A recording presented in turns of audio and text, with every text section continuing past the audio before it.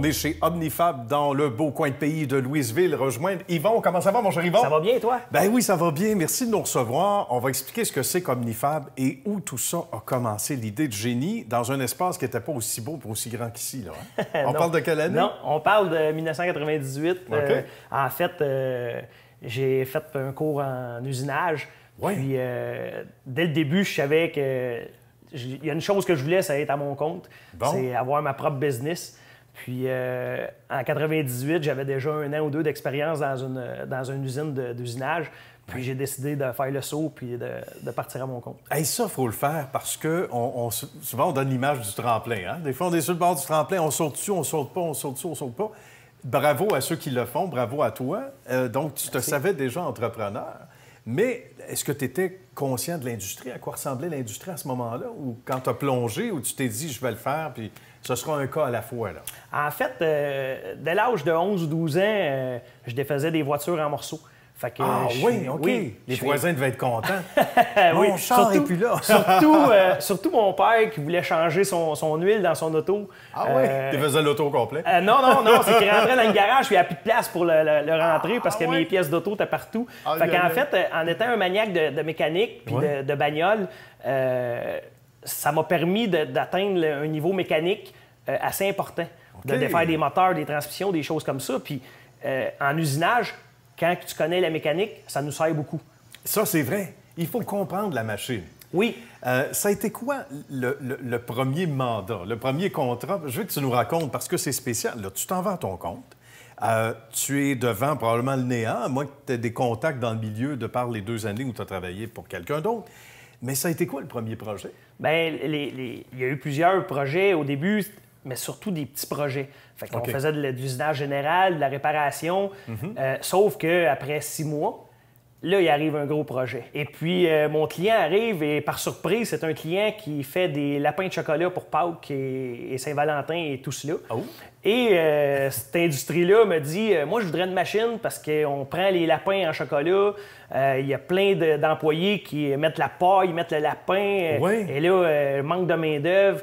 Et il me dit, moi, je veux une machine pour faire la boîte, mettre la paille, faire le petit nid et mettre le lapin dedans. Ah, c'est bon, ça! Et c'est la première machine qu'on a fabriquée chez Omnifab en 99. Écoute, c'est assez spécial. Puis ça a été quoi les premiers croquis? Est-ce que tu savais déjà ce vers quoi tu t'en allais? Parce que là, c'est de la haute technologie, on va dire comme ça. Là. Écoute, Oui. c'est de l'ingénierie.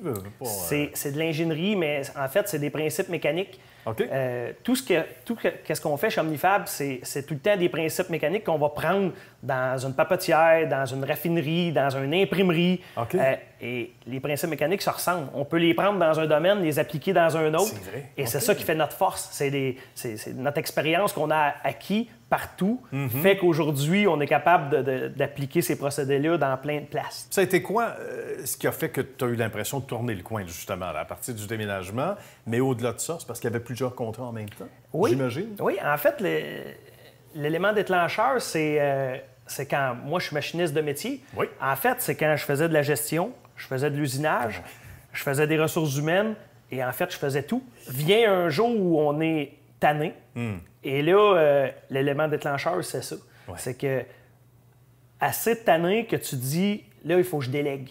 C'est sûr. Et quand tu commences à déléguer, là, tout explose. C'est vrai ce que tu dis là, sans vouloir t'interrompre, parce qu'il y a des gens qui vont dire oui, c'est important de déléguer, mais j'arrive pas à déléguer parce que c'est pas fait comme on le souhaite. Puis pas parce qu'on est plus fin que les autres, mais des fois, on dit ah, il me semble que c'est pas de la façon que je l'aurais fait. Je laisse du lousse, mais je veux que ce soit fait à l'image de l'entreprise. Ça a-tu été un défi, ça, au début? Oui, ça a été un défi parce qu'en fait, c'est de laisser. Il faut que l'entreprise continue comme elle a commencé. C'est ça. C'est les valeurs que j'ai, bien, il faut qu'ils continuent, mais avec du staff qui vont le faire à ta place. Exactement. Et ça, c'est le défi de tous les jours. Mais quand tu es bien entouré, le message passe, puis je pense que le succès passe par là.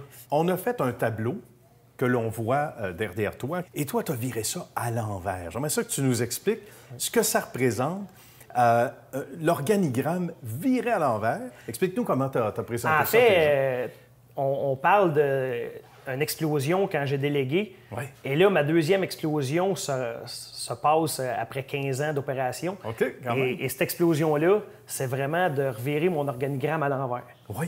Et puis, là, ça l'explose parce qu'en fait, toutes les décisions qui s'en viennent en haut à moi, que là, ça fait des goulots et ça fait du travail en silo dans l'organigramme, là, ça n'existe plus parce que je prends l'organigramme, je le revire à l'envers.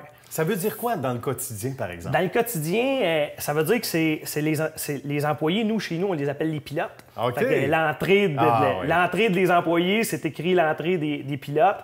Et puis, c'est les pilotes qui prennent les décisions. Bien. Fait qu'en fait, dans la vie de tous les jours, c'est facile. Si on achète un équipement, c'est eux autres qui décident. Okay. Si on engage un employé nouveau, ben cet employé-là, il fait son 3 mois de probation. C'est son équipe qui décide s'il garde ou il ne garde pas. Comme un pilote dans une écurie de sport automobile. La même chose. C'est extraordinaire. Puis tu as une salle assez spectaculaire dont on voit les images en ce moment qui s'appelle le Speed Meeting ou la salle du Speed Meeting. Explique-nous comment ça fonctionne. Le speed meeting, ça, c'est pour les décisions rapides. Parce qu'on se dit, des équipes qui prennent des décisions de même, c'est pas rapide. Chez nous, non, c'est aussi rapide. Parce que chez nous, on appelle ça la speed meeting, on fait des pit stops là-dedans. Okay. En fait, aussitôt qu'on a une décision rapide à faire, les employés du département se donnent rendez-vous dans ce speed meeting-là. On a 5 minutes pour faire un tour de table et dire leurs opinions. Et ensuite, la décision se prend. Donc, certains vont dire « Ah, je veux telle machine parce que je suis habitué avec, etc. » Tes pilotes vont dire « Bon, ben moi, je veux celle-là, etc. » Donc, rapidement, tu as un rendu, tu as une décision, on passe à autre chose. Oui. En termes de productivité, tu dois être très, très fier de l'idée de génie que tu as eue de virer ça à l'envers, parce qu'il y en va de l'implication de ton monde aussi, tes employés. Même ta fille qui a joint l'équipe il y a quelques années, c'était naturel. Oui. La productivité est gagnante là-dedans, mais pas juste la productivité, c'est le sentiment d'appartenance des pilotes. Voilà. Écoute, ils sont dans l'usine, puis ils savent que c'est eux autres qui prennent les décisions. En fait, extraordinaire. Tout ce qu'il y a alentour d'eux, c'est eux autres qui vont le décider. Il faut parler du quotidien ici maintenant. 2019, 2020, il n'y a rien qui est impossible. Ça peut être le slogan de la boîte. C'est custom, donc ça veut dire que c'est du cas par cas. Oui. Tout est réalisable. En fait, on a une équipe d'ingénierie qui conçoit puis qui fabrique les dessins de tous les équipements qu'on a à fabriquer ou des machines. Good. Et puis, le client arrive chez Omnifab avec son idée ou avec son bout de papier qu'il a pensé durant la nuit. Puis nous, en fait, on l'aide, on conçoit, on invente et ensuite, on met son projet dans l'usine, on le fabrique. Et jusqu'à l'installation, on a des mécaniciens qui vont installer dans les projets qu'on fabrique. Et on fait tout de A à Z à l'interne. C'est du go au oui, hein? Oui. Ça ressemble à ça. Oui. C'est tout le temps oui ici. Oui, c'est tout le temps oui. La force d'Omnifab, c'est d'avoir tout en dessous du même toit. Et ça nous permet de livrer une machine rapidement. J'imagine, il n'y a pas de sous-contractant, il n'y a pas non, de... si on recule de 15 ans, quand on était plus petit, fabriquer une machine, ça pouvait prendre 3 mois, 4 mois. Oui. À cette heure, on fait des projets assez fulgurants, puis ces projets-là, on est capable de livrer ça en 1 mois, 6 semaines. C'est ça la force d'Omnifab. Bien, bravo, Yvon. Bravo. Merci. Je pense qu'il y a de beaux exemples à prendre ici dans l'organisation, le rendu, le résultat, mais surtout la force d'une équipe et l'implication des employés grâce à un beau système mis à l'envers pour les bonnes raisons. Merci, Yvon. Bravo.